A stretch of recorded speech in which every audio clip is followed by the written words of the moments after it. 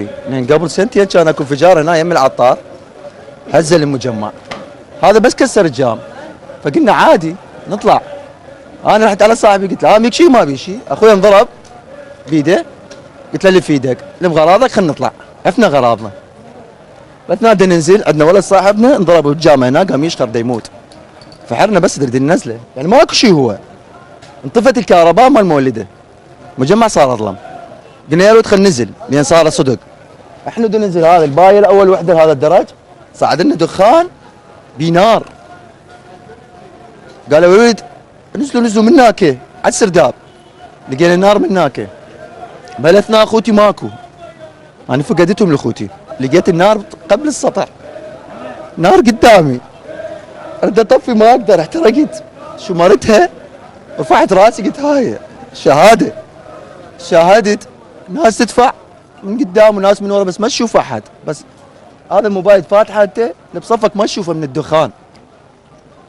نزلت ما اعرف، واحد دفعني بغرفه مال مخزن، طلعوا اخوتي وياهم 10 بالمخزن هذا، يفتحون الباب هستوهم واني وقعت، قام يطبون لنا دخان من جوا، اسمع صوت اطفال يحترقون، صوت زلم تحترق، اسمع اسرائيل ياخذ برواحهم، والله سمعته بهاي اذني، صوت ما سامع بحياتي ولا يسمع البشر، هاي كلها لا تسمعه، بس السمعه تموت. خذ ارواحهم كلهم، بس احكي لك العالم هذول اول الناس احترقوا ولا واحد منهم طلعوا. اعدد لك اياهم واحد واحد. حماده ما مسوي شيء، والله ما مسوي شيء، تام 20 واحد يوكلهم هو. واللي خلقك واللي خلقك اكو يتيم يطوب يصعد اذا ما يلموا له. والله انهم ذول الشباب عمي 9 سنوات وياهم اني لك يلزمون حرامي، يلزمون الحرامي يقول له روح، ما يسوي له شيء. صدقني كل يوم جمعه يسوون شموع يعلقون على الناس. منو؟ فهد ورا العيد لما يلاله فلوس دا يتزوج. منو بعد؟ حسن ماكو من اغاني ما يسمع يقول حرام. منو؟ حمدي هذا فاتحته هنا ثاني يوم العيد يخطبوا له، شو مسوي؟ منو بعد؟ حمزه كردي لا حد يشوف طائفيه.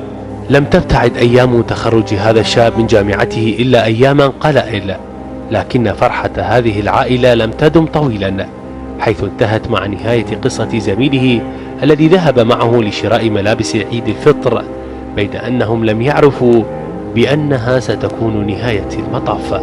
ابني هذا محامي استوى متخرج، دورت عليه المستشفيات كلها من 2 ل6، آخر شي جت هنا صعدت بيدي هاي نزلته من فوق.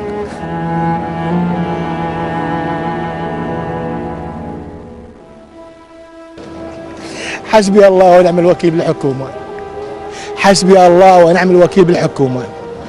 فزيت جينا ركض الاثنين، جماعتنا تعرفوا على اثره شوي، انا جيت قبل عرفته وقال اروح اشتري هدوم، قلت له الكراده خطره لا تروح، قال لا ضايج، قلت له روح الله.